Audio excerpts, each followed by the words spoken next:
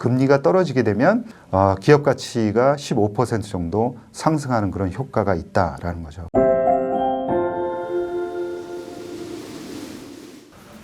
안녕하세요. 알기 쉬운 바이오 알바킹입니다. 이번 시간에는 금리와 바이오 기업의 가치 변동에 대해서 설명을 드리고자 합니다. 이제 금리가 바이오 기업에 어떤 영향을 미치나, 어느 정도의 영향을 미치나 하는 것은 대단히 중요할 수 있는데요. 최근에 금리가 급변하면서 주가도 상당폭 이제 조정을 받았습니다. 기준금리가 2021년도에 우리나라 기준금리가 0.5%에서 현재 3.5%까지 쉼 없이 이제 올랐고요. 그동안 이제 하지 않았던 빅스텝까지도 두 번씩이나 했습니다. 그리고 지난달에는 이제 금리를 동결하는 그런 결정을 내렸고, 이제 높은 금리가 우리나라 경제에 어떤 영향을 미치는지를 조금 더 보고 싶어 하는 한은의 입장을 엿볼 수 있을 것 같고요. 미국 같은 경우에는 기준금리 0.25%대에서 벌써 이제 4.75까지 상당히 큰 폭으로 뛴 상황입니다. 우리나라 기준으로 본다 그러면 정확히 한 3% 정도 상승한 상황인데요. 이 3% 기준금리 상승이 바이오텍, 그러니까 기존에 돈을 잘 벌고 있는 매출액을 이미 내고 있고 신약을 가지고 있는 그런 업체들이 아닌 그런 바이오텍에게 어느 정도 영향을 미치는지에 대한 이야기를 하고자 합니다. 기준금리가 상승하기 시작한 것이 2021년 9월 달입니다. 코스닥의 제약바이오 지수가 13,000포인트를 기록을 했었고요. 정확히 2022년 10월에 6,444포인트까지 떨어지면서 정확히 50.4% 정도 급락을 했습니다. 이렇게 기준금리 3% 정도 상승하는 상황에서 주가가 50% 정도 조정을 받는 게 이게 맞는지, 아니면 더 하락할 수 있는지, 이런 점에 대해서 좀 얘기를 하고 싶은데요. 또 한 가지 특징적인 것은 금리 인상이 되기 6개월 전부터 주가는 미리 반영을 해서 급락을 했다, 이런 점을 기억을 해 두실 필요가 있습니다. 그래서 한 6개월 정도 금리에 선행하는 특징을 가지고 있구나라는 점을 생각해 볼 수 있고요. 지금부터 바이오텍과 금리와 관련된 얘기를 하고자 합니다. 금리가 상승하면 바이오텍의 연구개발 비용이 상승을 할 수밖에는 없을 것 같고요. 따라서 연구개발 인력도 축소를 하게 됩니다. 즉 연구개발 현황에 영향을 미칠 수밖에는 없고요.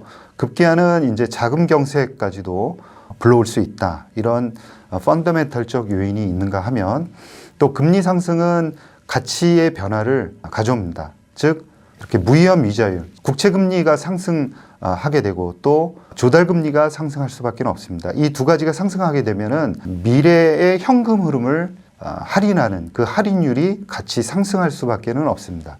그러니까 지금 바이오텍들은 치료제를 가지고 있지 않죠. 그래서 예를 들어서 2027년, 8년 아니면 2030년부터 매출액을 일으키겠다라는 것이 기업의 가치에 반영이 되어 있습니다. 그래서 그 당시에 돈을 벌게 되면 현금 흐름이 회사 내로 유입이 되겠고요. 예를 들어서 2028년부터 2023년 이후에 계속해서 일정 금액의 현금 흐름이 발생한다 그러면 현재의 가치로다가 끌고 들어와야 됩니다. 그래서 이때 아까 말씀드린 대로 무이자 위험률하고 그 다음에 할인율, 차입 이자 비용이 늘어나게 된다 그러면 할인율도 동시에 올라갈 수밖에 없습니다. 이때 1%의 이 할인율이 올라갈 때 어느 정도의 영향을 미칠까, 기업 가치예요. 그러면 계산을 해보면 대략적으로 보면은 15% 정도의 영향을 미칩니다. 그러니까 현금 흐름이 좀 더 미래에 편중되어 있는 그런 업체들일수록 기업 가치의 변화가 더 심하다라고 볼 수가 있습니다. 그러니까 거꾸로 얘기하면 금리가 떨어지게 되면 기업 가치가 15% 정도 상승하는 그런 효과가 있다라는 거죠. 그러니까 3% 정도 기준금리가 올랐기 때문에 주가가 한 50% 정도 조정받는 것은 우리가 어느 정도 합리적으로 이해를 할 수 있는 부분이다라는 것이죠. 자, 그러면 금리에 대한 이야기를 좀 하고 싶은데요. 현재 금리가 미국 기준으로 해서 어느 정도 올라갈 것이냐라는 것을 두고 아직까지도 이제 논란이 있습니다.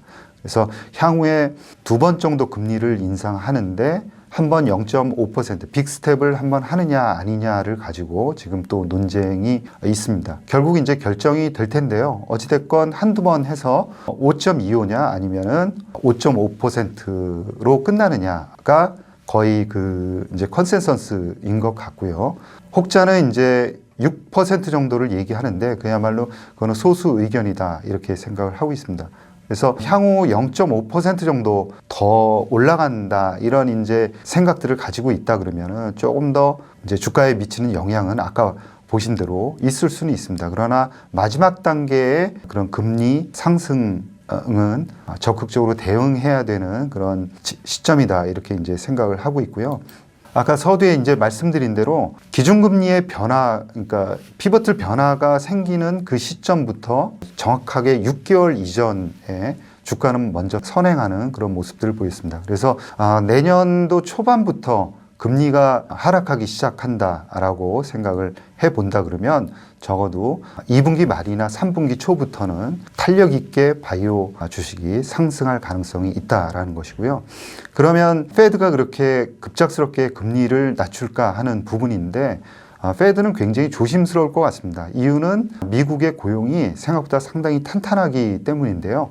그래서 그 인플레이션이 조금씩 이제 하락할 것이다. 그리고 하락하고 있다라고 미국의 옐런 장관도 얘기하고 있는 것처럼 인플레이션은 조금씩 압력은 완화될 텐데 그 속도는 더딜 수밖에 없다라고 저도 이제 생각을 하고요. 그래서 조금 더 긴 호흡으로 바라봐야 되고 시장이 생각보다 너무 빨리 금리 인하에 대한 기대를 했었다라고 개인적으로는 생각을 하고요. 연초 이제 보던 대로 기준금리 인하는 내년도 초부터 이루어질 수 있다라는 시각을 가지고 시장을 바라볼 필요가 있겠다라는 생각입니다. 따라서 3분기부터는 적극적으로 대응을 해도 된다라고 생각을 하고요. 그 전에 불안감이라든가 우려감은 그게 다를 수 있기 때문에 그러한 기간은 매수로 대응을 해야 된다라고 생각을 합니다. 지금 우리나라는 금리 인상을 일단 동결을 한 상태고 미국은 저희가 생각했던 것보다 더 올리냐 마느냐 이런 얘기를 하고 있는데 그럼 미국이 더 인상을 한다고 하면 우리나라 바이오텍 시장에게도 미치는 영향이 좀 클까요? 네, 일단 있을 것 같습니다. 그런데 작년도 기준으로는 5.25%까지는 올릴 수 있다. 그 상황에서 이제 주가가 상당히 긍정적으로 연초에 움직였던 거고요. 현재는 0.25% 더 이제 올라갈 수 있다라는 그 가능성이 점점 더 높아지는, 확률이 높아지는 것을 시장이 우려하면서 반영을 하고 있는 상황이다라고 생각을 하고 있습니다. 그래서 시장은 벌써 5.5%까지 미국의 기준금리가 상승할 수 있다라는 데까지 하락하고 있다, 영향을 받아내고 있다라고 생각을 하고 있고요. 이 과정이 소화되고 나면은 금리는 어차피 약간씩 하향하는 쪽으로 생각을 할 수 있기 때문에 빅스텝 만약에 0.5를 하고 그 다음번에 0.25를 한다면은 빅스텝이 되는 그 상황에서는 불안감은 극에 달하고 주가는 반등의 기미를 보일 것이다 이렇게 생각을 합니다. 내년 초에 금리를 낮출 기대를 해봐도 된다고 말씀을 주셨는데 네. 그렇게 되면 이제 최고점 금리에서 유지하는 게 한 반년 정도일 것 같은데 네. 그 이전의 그 역사적인 사례를 들어보아도 보통 그 정도로 이제 금리를 동결을 하고 낮추는 게 일반적인가요? 그거는 일반적인 상황은 사실은 없는 거고요. 그때 상황에 따라 가지고 판단을 할 것 같습니다. 그러니까 미국이든 우리나라도 이제 보면은 미국과의 금리 차가 있기 때문에 조금 더 왜 더 올리지 않았느냐, 멈췄느냐 하는 그런 시각도 있습니다. 그런데 한은에서는 일단 이 정도 수준에서 우리나라 경제가 어떻게 돌아가는지를 좀 보고자 하는 그런 생각이 더 컸던 거죠. 그래서 이제 미국의 고용이라든가 소비 등 일반적인 그런 경제 지표를 관찰을 하면서 뭐 생각보다 조금 더 빨리 금리를 낮출 수도 있는 거고 아니면은 조금 더 늦출 가능성도 있다라는 건데요. 지금 조금 더 부정적으로 보는 건 두 가지 때문에 그렇습니다. 하나는 고용인데 고용이 쉽사리 그렇게 꺾이지 않을 것 같다라는 거죠. 생각보다. 그래서 고용이 탄탄한 상황에서는 경제가 그렇게 크게 무너지기도 어려운 상황인 거죠. 그래서 그렇다 그러면은 물가도 빠른 속도로 떨어지기 어려운 상황이다 보니, 그리고 또 한 가지 페드가 이야기하는 거는 그 적정 물가 수준, 인플레이션 수준을 2%대로 가져가기를 원합니다. 그래서 2%대는 상당히 지금 낮은 수준으로 생각이 되거든요.